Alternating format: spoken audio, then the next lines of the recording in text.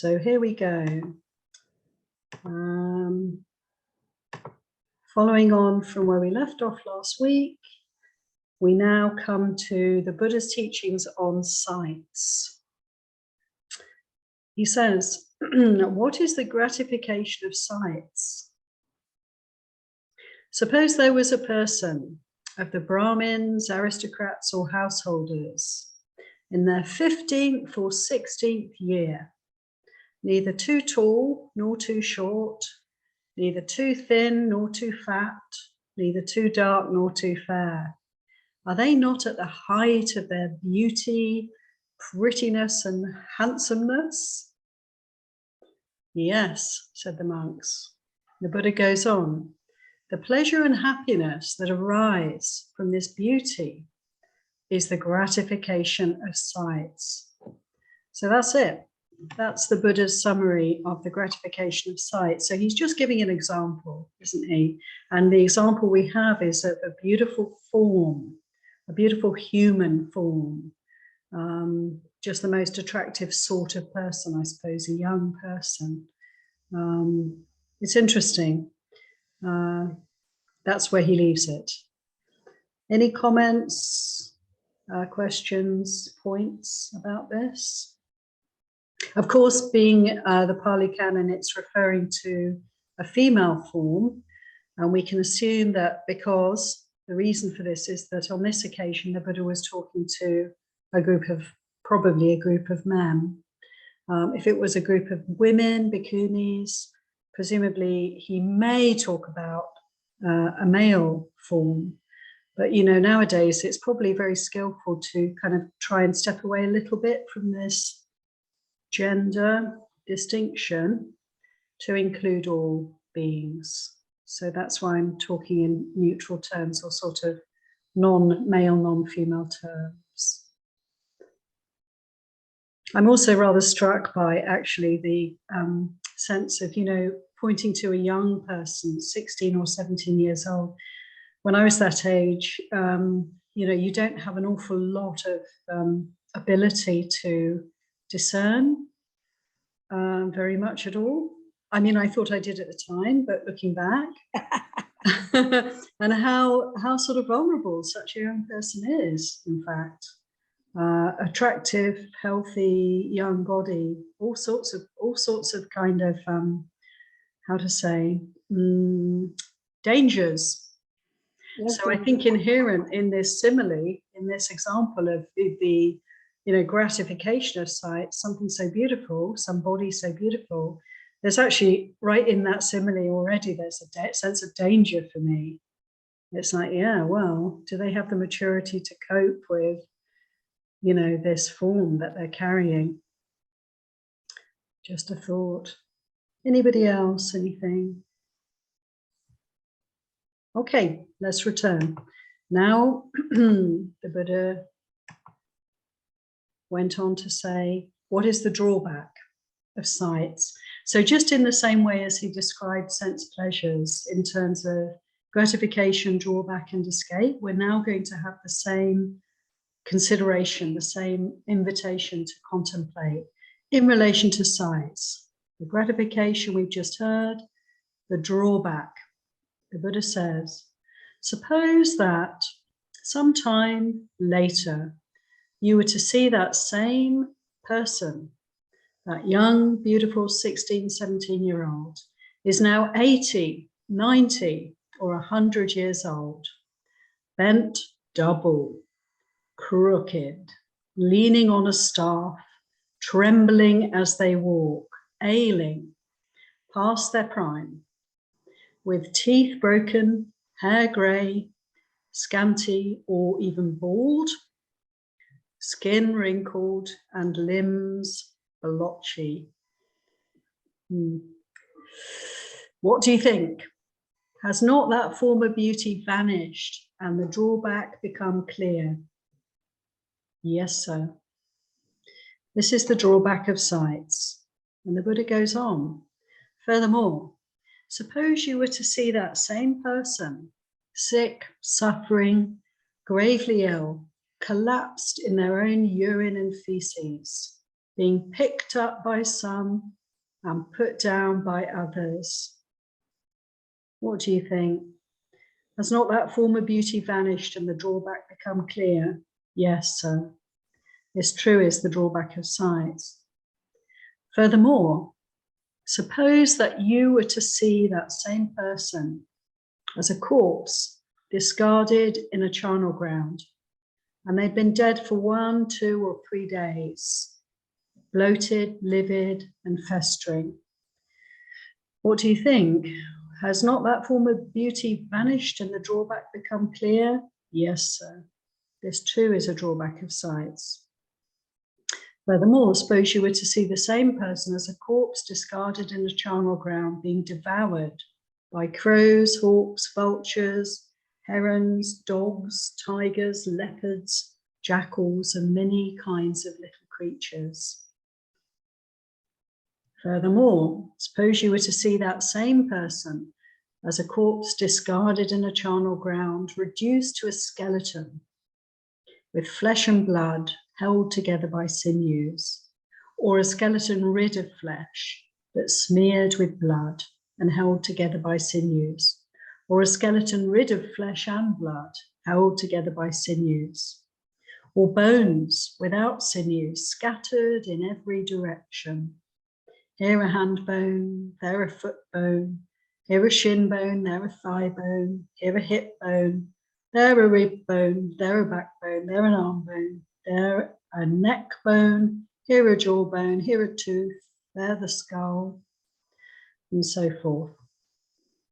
Furthermore, suppose you were to see that same person as a corpse discarded in a charnel ground and reduced to white bones the colour of shells, decrepit bones heaped in a pile, bones rotted and crumbled to powder. What do you think? Has not that form of beauty vanished and the drawback become clear? Yes, sir. This too is a drawback of sight. So the basically charnel ground contemplations, Maranasati, contemplations of the journey of these bodies, the inevitable trajectory of these bodies, each and every one of us. And it's very, helpful to consider these things. And these contemplations come in different suttas, most famously in the Satipatthana Sutta, where the Buddha describes in possibly even a bit more detail all these different stages of the decomposition of the body. So from the young, beautiful peak, which is very young actually, the peak, isn't it? The physical peak in the sort of late teens. I think the mental peak might be something like late 20s, I'm not sure. But the sort of the prime of life, physical life, from 16, 17, then it's a downhill, steady, slow decline, or it might be step by step for some, mightn't it?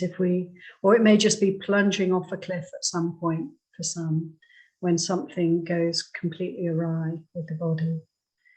And so we all know this, and we're all in this, aren't we? So, and those of us who are older will have more understanding of this.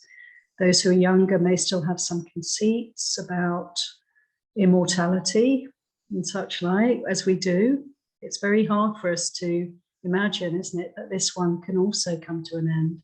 And so these contemplations, these considerations are so helpful to put us straight, to help to untangle the kind of distortions of view. Marilyn.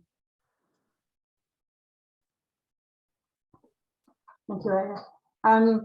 So you go to the initial sense of gratification when you're looking at someone that's younger and healthier and more beautiful. So this has only been given in the context of a physical relationship, because also you could look at someone who's been on a path and you can see an inner kind of beauty, which would be a different type of gratification. It would be, then that word may not be the same thing. And if you're watching someone that's moving from what you would say maybe is their prime as they age and get sick and ill, then that's just a lesson in impermanence. And so then to me, that's a good thing, rather than looking at a physical trait, to look at a more inner trait instead. Yeah, excellent point. Thank you so much. It is a good thing, yeah. And actually, you've really pointed to what this teaching is actually saying, which is not so much about this body, but it's about what we see in others, isn't it? It's what we're looking around and seeing.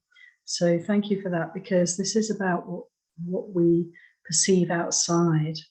And yeah, when we look at physical forms and possessions and, you know, objects and beings outside of us, we can really bring in this contemplation. As you said, Marilyn, it's really pointing to anicca, isn't it? Also, all things end, and also there's this constant change going on. So nothing's staying the same. How can we grasp at anything when everything's so transient?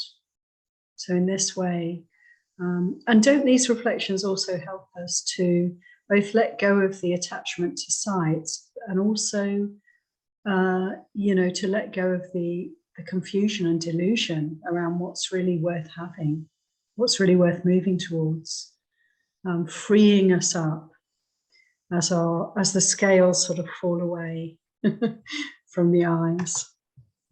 Anyone else like to come in on these teachings on the dangers of sights? Yes, I would like to. Yeah, Jonathan, please. Yeah, that's what Marilyn just said was kind of along the line of what I was thinking too. Like this seems to just be essentially, yeah, pointing towards impermanence and like the unsatisfactory nature of any kind of beauty, right? And then I just started thinking about like how like Western culture is kind of like obsessed with like the beauty of young people. And like as you know, like typically as people age, like that doesn't change. We're just like still hyper focused on like the young beauty, and like just like seeing it and thinking of this, it just seems like such like a huge distortion, you know, like as opposed to like, you know, like what also was said about like seeing like real beauty and like being enchanted, I'll use that word, with like spiritual progress or like inner beauty or whatever, right? Which is just so uncommon. And I guess like, yeah, like, so I guess is that correct in saying then that like the whole, like the main issue with being enchanted with like young beauty is that like eventually it does fade and it's gonna then backlash into like aversion. Is that essentially the gist of what this is? Thank you. I mean, yeah, who knows? We're exploring together. It's brilliant. I love what you said, actually, because, yeah, just to consider that, you know, is it really saying that? And again, yeah, the reflections on the nature are there for us. And that kind of, like you say, disenchantment. All we have to do really is pay attention to the obvious, isn't it? It's the obvious signs of aging, sickness, and death all around us. All we have to do is pay attention. It's obvious, really, that, you know, there's nothing here. The youth culture, there's really nothing very helpful about that. There's nothing very, in a way, productive, useful, wholesome about that. It is fascinating, isn't it, how we worship youth? Perhaps that's always been the case. I don't know. But it seems like the people that we want to, not necessarily we, but the people generally want to know about and watch and spend their time kind of getting, focusing on. It's young, beautiful, not necessarily wise, not necessarily intelligent, not, not necessarily helpful.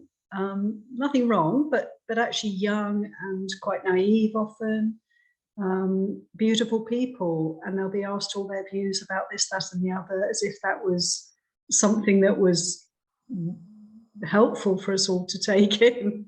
So it's fascinating. And one of the things I really appreciate about Sangha life is that we actually look up to the elders, you know.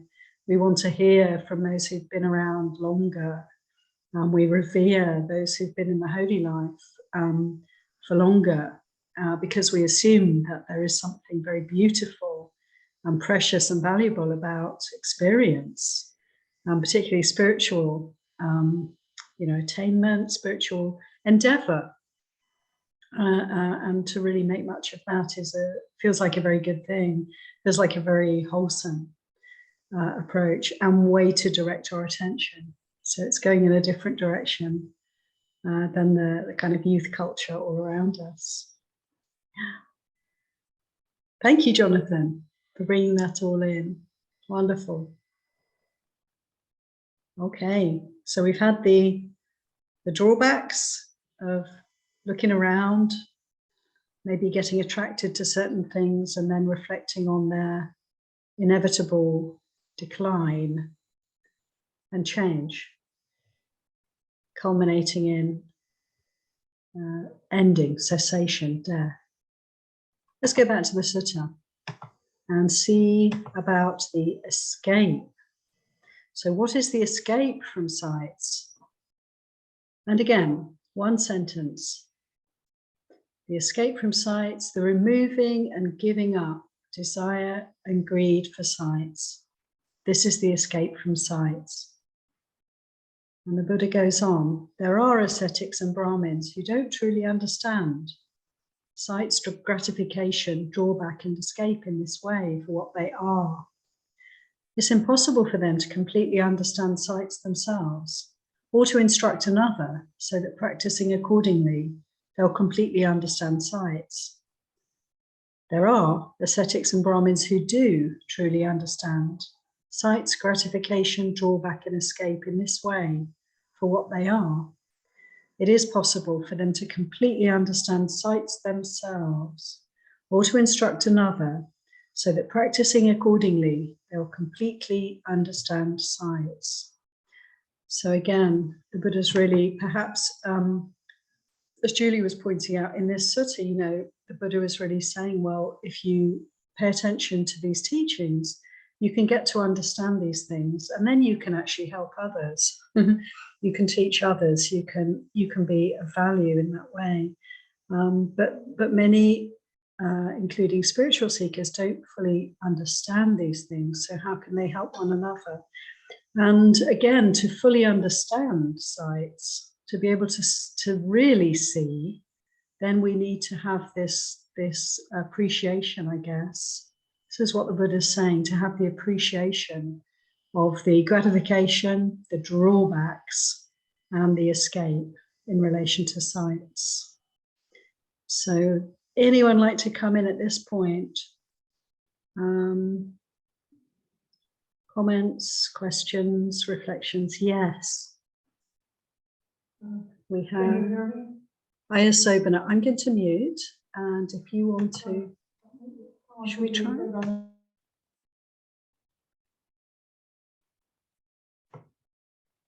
Okay, it's not wired. It's not wired up here. We're going to see if you can hear Ayasobana speaking. So you're muted. And I'm unmuted. Now, can you hear me very well? Yes. Okay. I just wanted to make a note that in the first part of the sutta, when they were speaking about the gratification of the sense and feelings, they spoke of visible objects that can be cognized by the eye. Also, they're called rupa, called sights, as part of the five senses. And now in this section, rupa is used again.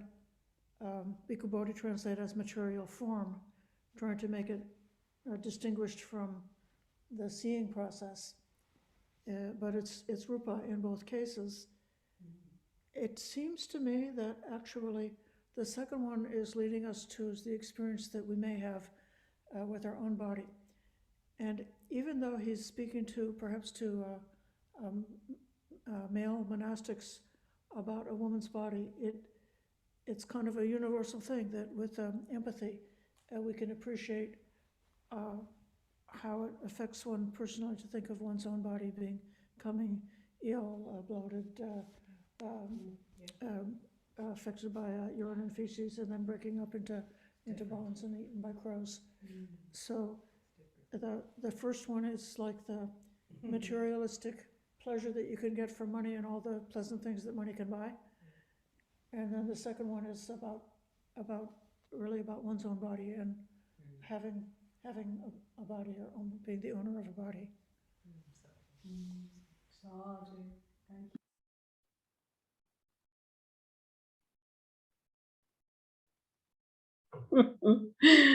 Yeah, Sadi. Thanks, Doris Opener. Because, yeah, I mean, it really, the mind does go to this one, doesn't it? When you were reading these reflections here about the body at death and beyond death.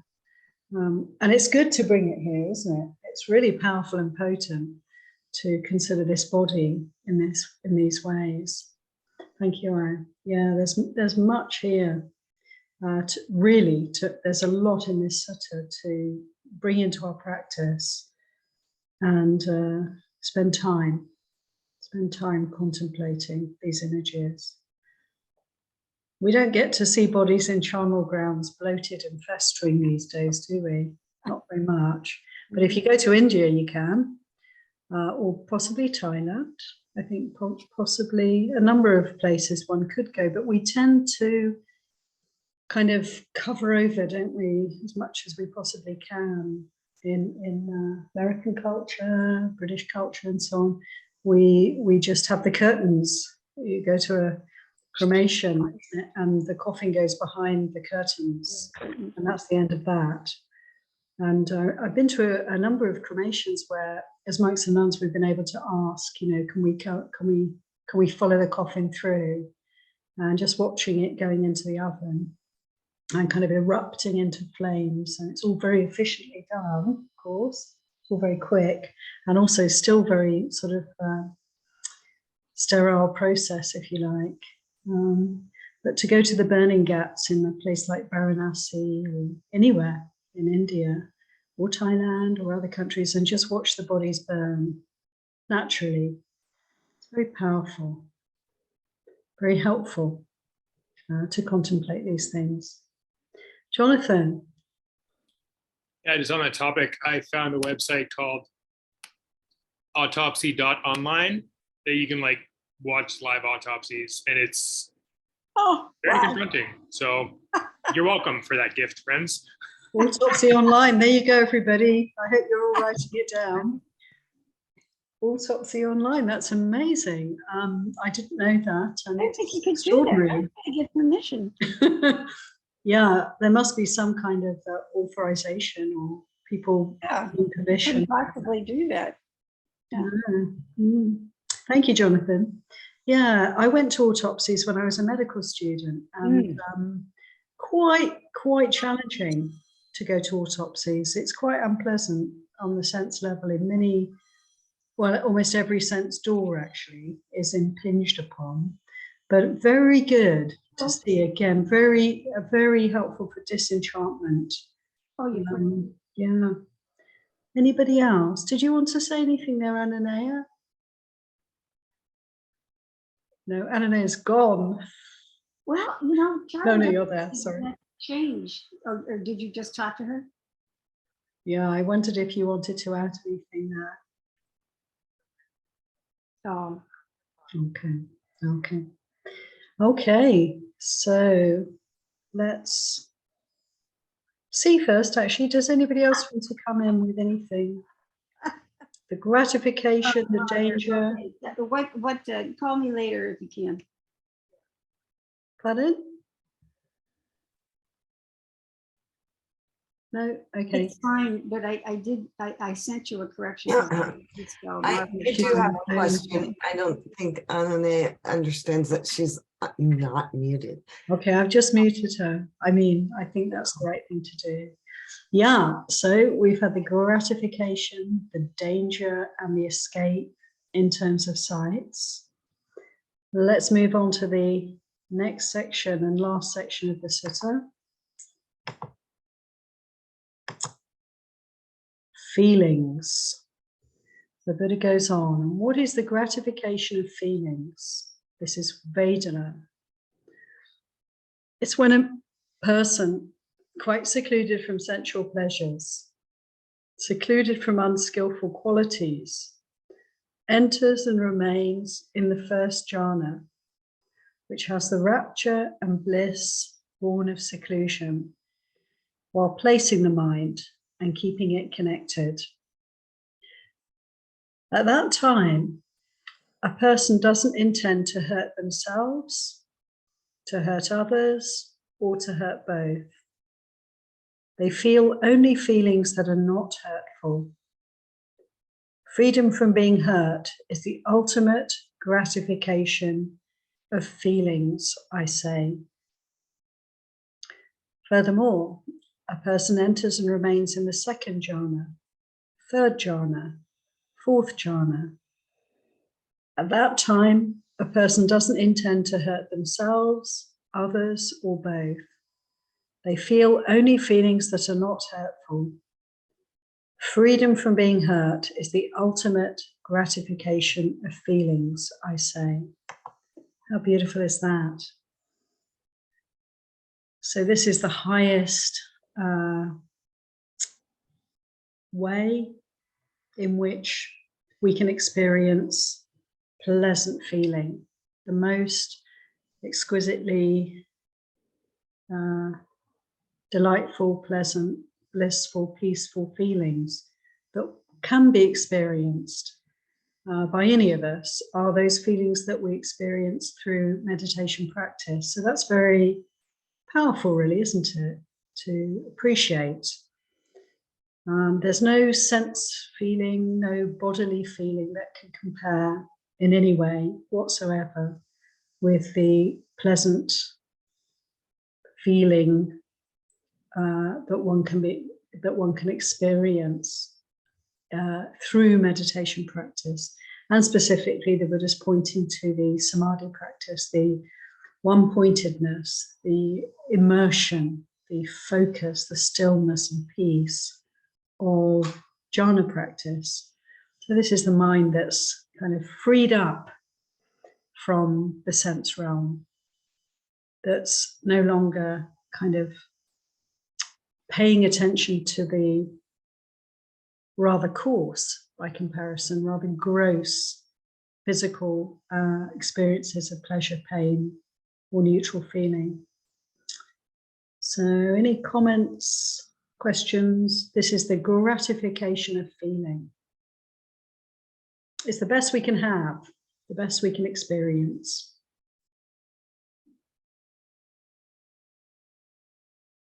Okay, let's go on and see what the drawback is in relation to feelings. Just this. The drawback of feelings is that feelings are impermanent, suffering, and perishable. This is their drawback. There you go. Again, very brief, and pointing to anicca, pointing directly to anicca. And we can see that, in relation to the best we can experience, the most blissful states of meditation, they don't last. Even they don't last. We can't hold on to them. If we do, we suffer enormously. And we can, perhaps some of you might have had this experience yourselves. It's not that uncommon. Or you may have heard of people who go and do retreats maybe, or who have just in their everyday life an experience like a spiritual opening, or an experience on retreat of really deep sense of peace and well-being that's absolutely beyond words, life-changing, enormously significant. And it comes, it lasts for a while, and then it passes away. And then what? People can spend the rest of their lives literally trying to recreate such an experience. And it may be that they feel they should try to mimic the conditions that were present at the time of this spiritual mini awakening, So they'll put themselves on the same retreat or a different kind of retreat with the same sort of setting or situation, or they'll just repeat. So it basically, what are we doing there? We're just, again, falling into samsara, creatures of habit trying to get what we want. So we have to be very careful, because the very same problem can only be kind of exaggerated for us if we lose the plot in terms of our spiritual practice and get addicted to the pleasant feelings that can arise as a result of our spiritual endeavors. So this is quite an important point here. Yes, there's the gratification. Even jhana practice has its drawback, which is that it doesn't last. None of these states last. What is the Buddha pointing to? Why did the Buddha stop practicing jhana and turn away from these wonderful experiences? Because he recognized that they don't last. And he was looking for the peace and well-being and freedom from suffering that is absolutely unshakable, that does not change, that does not, there's no danger of it falling away. That is freedom from all greed, all hatred, all delusion. So this is why the Buddha, his teaching is quite, in a way, unique. It's really turning away from all these spiritual attainments also of his day, all the highs of mental development, pointing to the fact that this too is samsara, to be let go of. Any thoughts, comments, questions, reflections? Marilyn?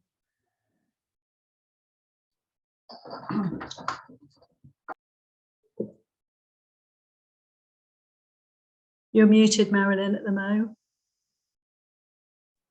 Thank you.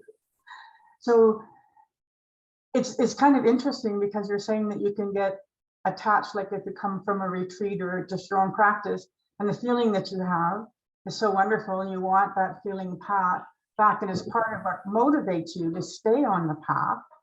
And that idea that it's not lasting. But that is, I don't know, is it wrong to want that back? I remember one time after meditating, I just felt so full and light and peaceful. And that stayed with me actually for months. Just, there was nothing else but the way I was feeling. And then it left unexpectedly. So my thought was, okay, now I've made a little progress in my practice, and I've reached this beautiful state. And of course I want to come back and experience that more, because that's what is going to take me towards liberation. So I don't know where that balance is between letting go of the sense pleasures or the gratifications, because definitely there was a gratification in feeling those sensations and peace from my practice. And so that's something I want to hold on to and go further with. Yeah. Thank you very much, Marilyn. I mean, yeah, totally. I'm sure we can all relate to this. It's a kind of dilemma, but it's not necessarily a dilemma, because one can have very insightful and really life-changing experiences where there can be a mental, kind of shift, a kind of opening, or I don't know how we describe it, some sort of insight that changes everything and feels very profound and meaningful. And as you described, sometimes one can then experience really profound peace and well-being that just lasts for a significant time. No hindrances coming in, no disquiet, no distraction for quite a considerable time. And then slowly, these things fade, and we can feel that we're kind of taking steps back, but of course we're not. And the opportunity, the Buddha was very clear about how we can basically use whatever experiences we have for liberation. So to extract understanding from these experiences, we can review afterwards, and we can notice what happens to the mind after an experience that's, one could say, is like a sort of one of bliss or peace or spiritual opening or something like that. What happens next? And how's that? And can we review the insight that we had? And can we then apply that to our practice and so forth? So there's work to be done.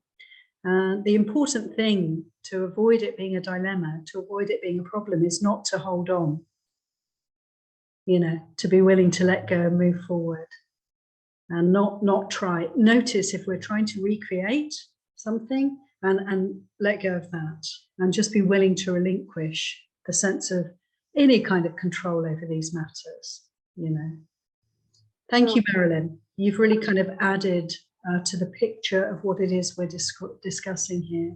I just want to say, add to that.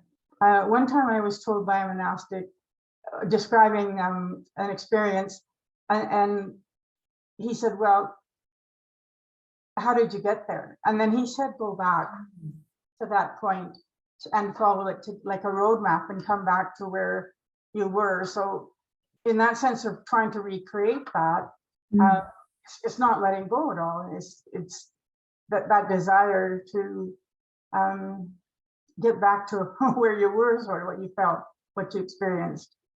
So that, to me, that's a little different than what you're saying. Yeah, I mean, I can appreciate his advice to investigate what was happening, what were the causes and conditions. How can you see cause and effect here? Can you learn from that? Just that much. That would make sense to me. But as you say, yeah, to try to, just when the mind's going into the past, we can notice, oh, the mind's going into the past. Oh, let's bring it back to the present moment. And it's as simple as that, really. And we tend to hanker after things that are pleasant. Well, that's very natural. We can observe that and let go of that movement towards the pleasant again and again, and in whatever respect. Of course, the Buddha here, in relation to feelings, he's giving us the peak experience of jhana, but we can apply this, of course, to any kind of feeling whatsoever. And it's the pleasant ones we'll tend to want to recreate. The unpleasant we automatically shun, and we can observe that and let ourselves not be pushing away the unpleasant. And so we can apply this to any kind of feeling, this teaching. Notice the gratification, notice the danger, and understand the escape. Jonathan. Yeah, this is, my first retreat was just like a quick one, I guess a while back now, but I got to, I don't know, I didn't know anything about anything then. So I didn't know what was happening, but like now I recognize jhana states and totally like beginner's luck. I was like super novice, but I was like practicing ardently, like I was there and had one of those experiences, But then when I left, as you say, like I didn't know anything about anything. So I was like, well, now I'm enlightened, so this is gonna last forever. And then of course, like, a couple days later when everything started getting normal again. And then and the teacher at the time, I went back to this retreat year after year, every September for like 6 more years, hoping. And they were like, some of them were so unpleasant, because I wanted it so bad. And, my teacher, Howie, at the time, he's like, yeah, you're carrying the corpses of past retreats. And I was like, oh man, they're heavy. Those are heavy corpses. I don't need that. And so now, like, I've reached some states like that again since, but not when I was trying.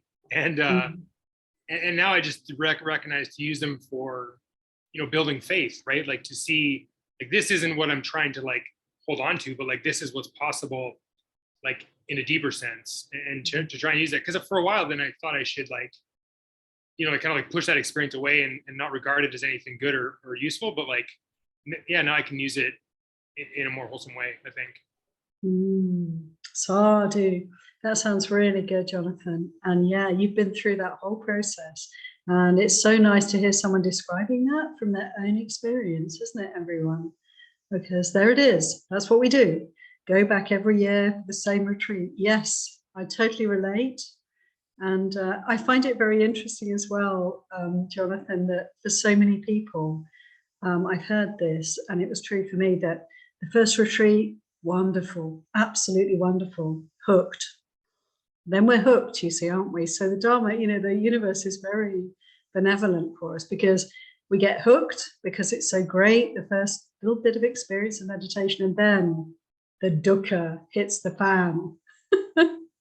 And because we have enough faith, we have enough we've been hooked in a good way enough, we're going to keep going. We're going to keep persisting because we've developed enough faith through that pleasant, one could say, that easeful experience. And that's the case for a lot of people. I find that very interesting. It's as if the mind has these layers, and we the Dharma is so kind of attractive. It's leading us inward, it's come and see. It has that quality. It draws us in. But once we're in, then there's the space for the actual reality to manifest for us, and we can handle it then. So I think that's really beautiful. And as you say, yeah, that's the right attitude you described. If one has a pleasant, a peaceful, a blissful, a raptureful experience, if one experiences jhana, what do? We learn to let go. Don't seek these kind of experiences. Just allow whatever is present to be present, and don't try and manipulate reality. It just leads to more suffering. So this is beautiful. And then, yeah, these experiences can take us by surprise, can't they? When we're really letting go, we do get the encouragement when we need it. We recognize that. And when we don't need it, well, we don't need it. We just keep doing the work. I have, excuse me? Yeah, Ananaya. Sharanya had her hand up a while ago. Yeah, I know. Sharanya, did you want to say something? I saw your hand and then it sort of disappeared. Well, I just kept, I was doubtful about whether I wanted to even talk about it because it was a very half-formed idea. But I've been always confused about how the doorway to Nibbana has been wisdom and not the jhanas.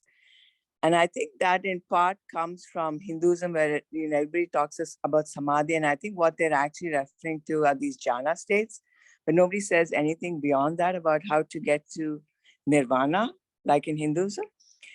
So as we're talking today, I kind of figured out why I feel that way. And I think it's because I'm so conditioned into feelings and thinking that feeling good means that it must be good and I'm heading the right way and it's going to give me the result I want. And yet so that seems kind of pretty obvious to me, but I'm kind of puzzled about how wisdom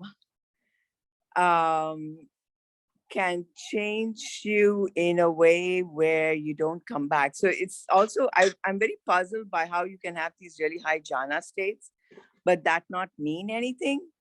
And that somehow wisdom means more. So it's just a very half-formed idea. So I wasn't sure if I should even wanted to bring it up, but I'm just very confused about the whole thing. Thank you very much. Because, actually, Sharanya, this is,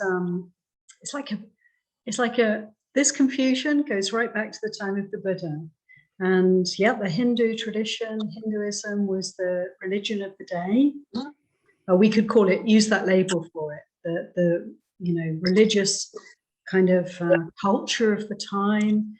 One gets the impression that at least for a certain number of spiritual seekers, the pinnacle of spiritual success was the ability to practice jhana, to have a very still and peaceful mind.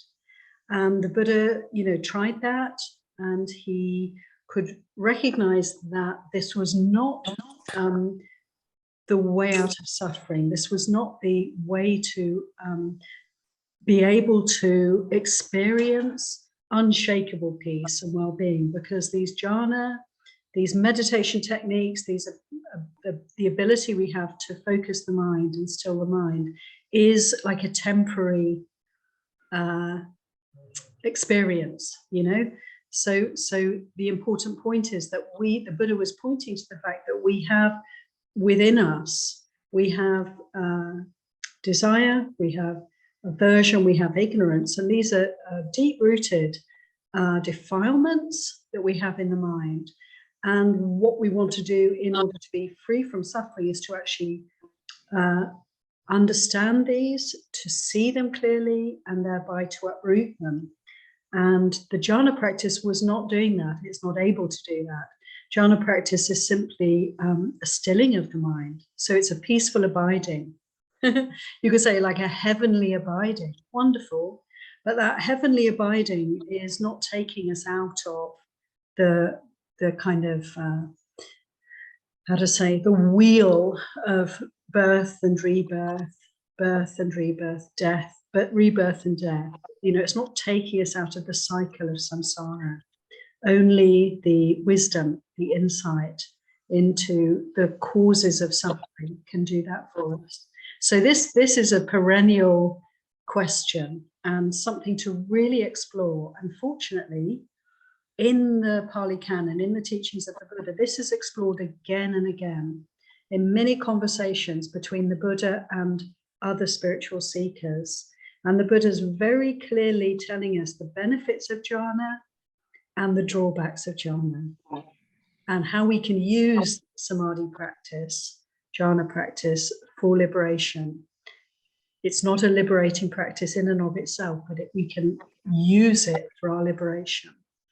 So I hope that's kind of, it's not really a good answer, but it's just an exploration. And please explore further and refer to the Buddha's teachings and let this question inform you and lead you forwards.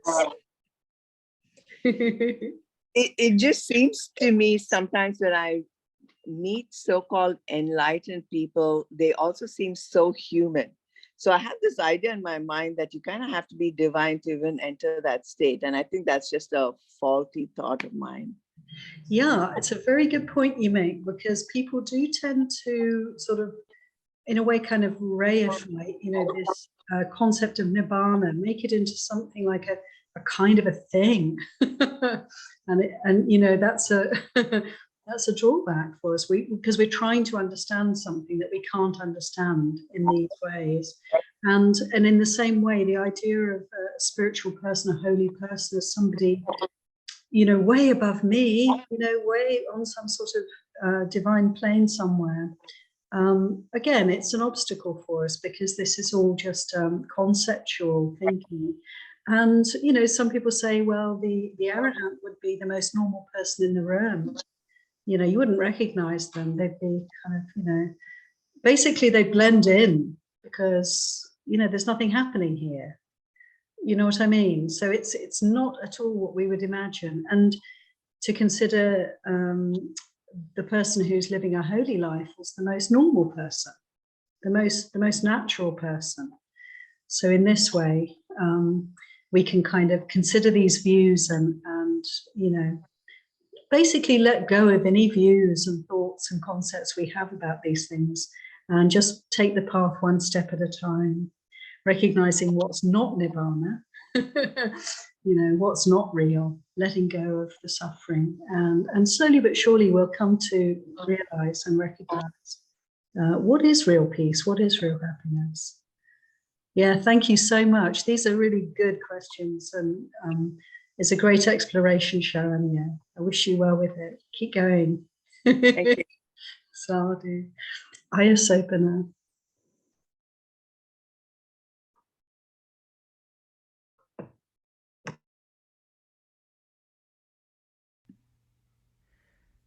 So in many places, the Buddha describes reaching the jhana states, or even the immaterial attainments, which are... Can you hear us? Can't hear.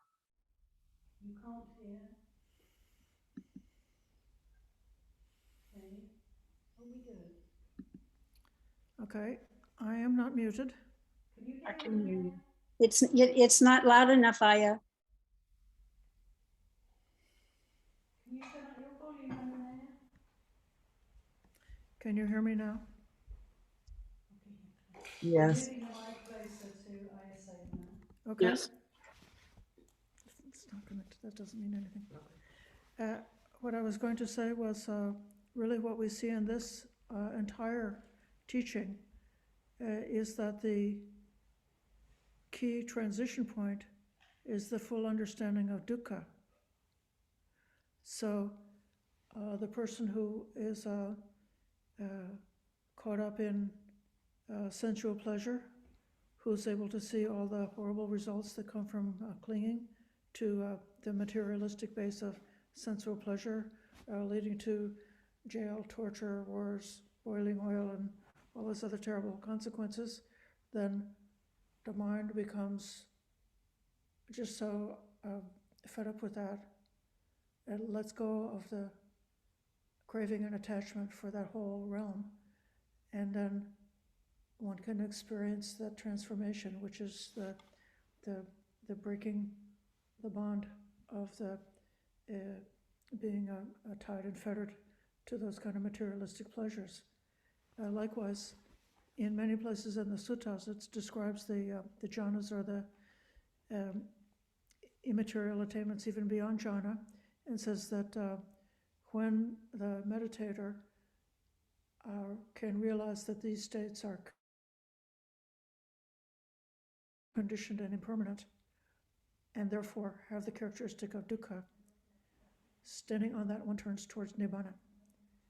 So that crucial transition to wisdom, which is opening the gate of nibbana, is coming from the further levels of insight into the characteristic of dukkha.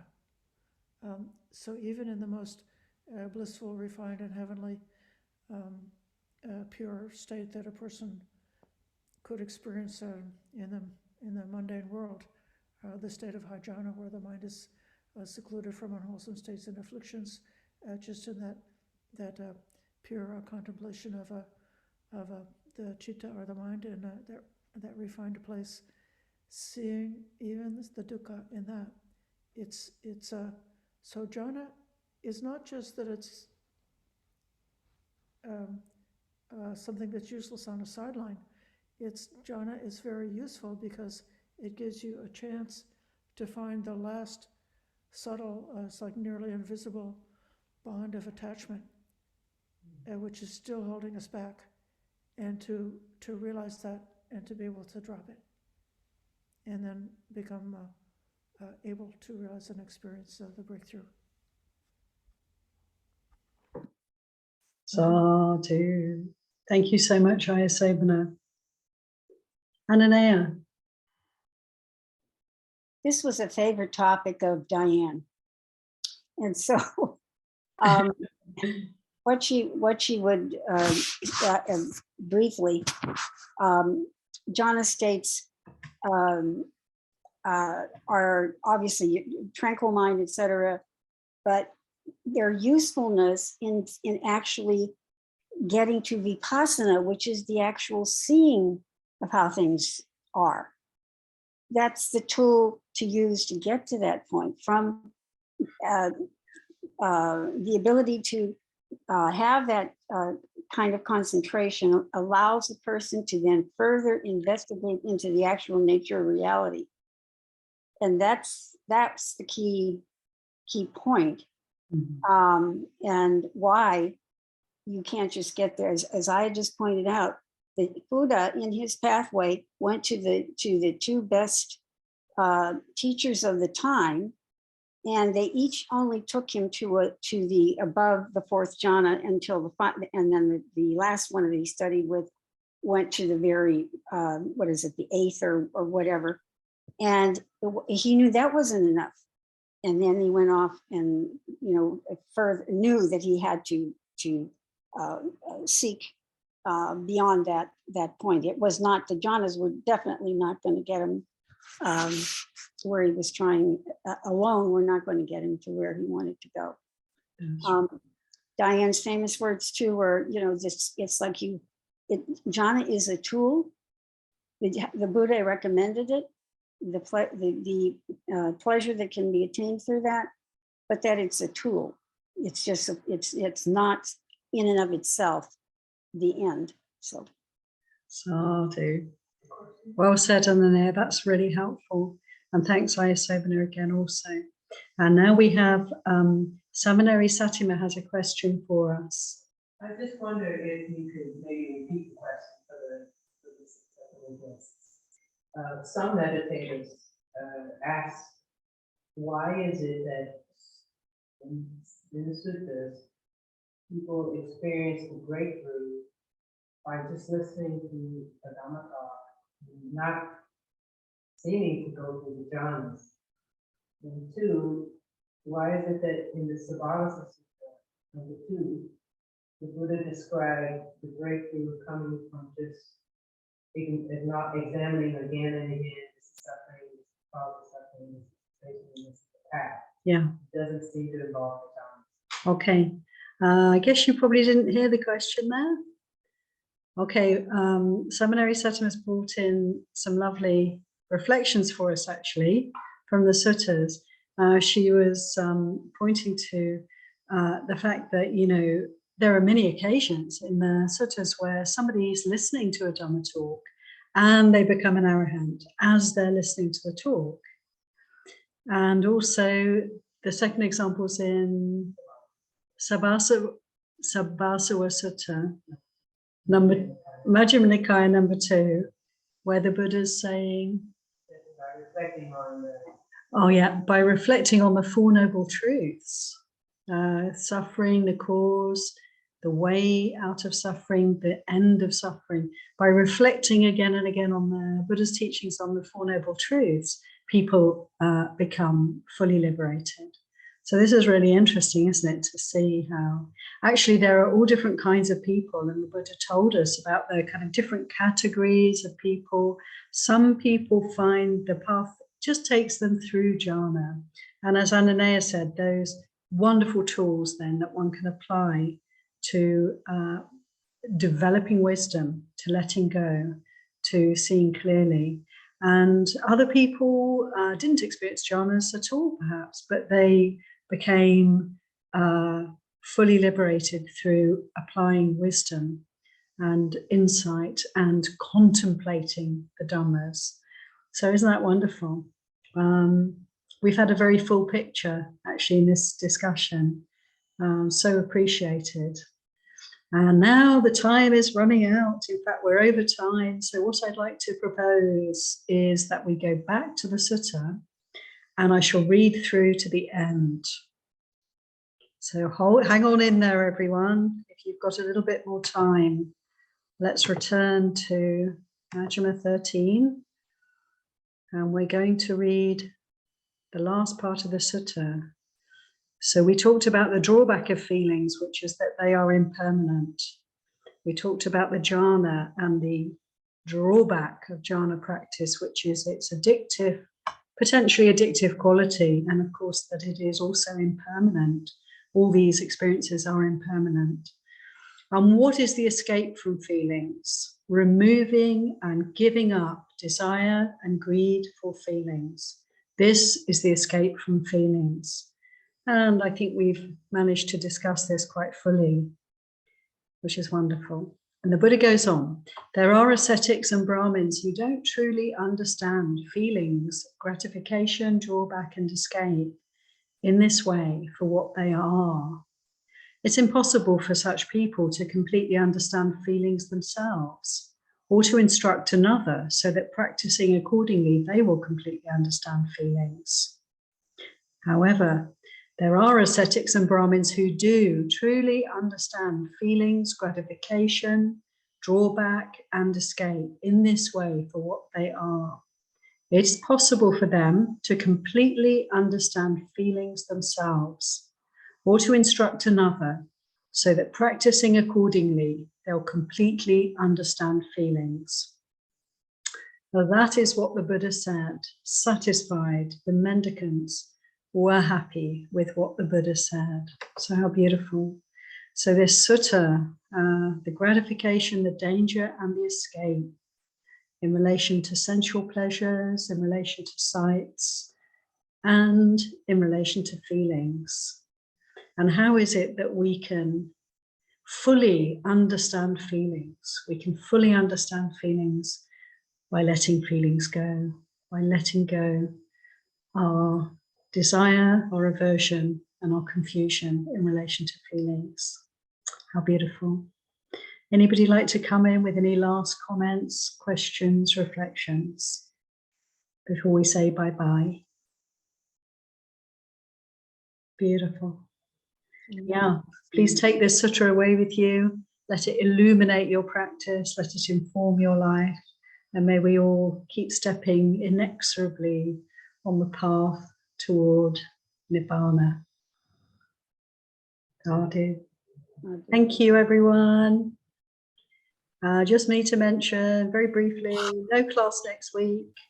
No class next week because we have an ordination happening. So anyone who'd like to tune in for that most auspicious occasion, 2 seminaries, Dhammanusari and Dhammawara, are going to be going forth as bhikkhunis about this time next week. Take care, everyone. Thank you. Bye. Bye. Thank you. Bye.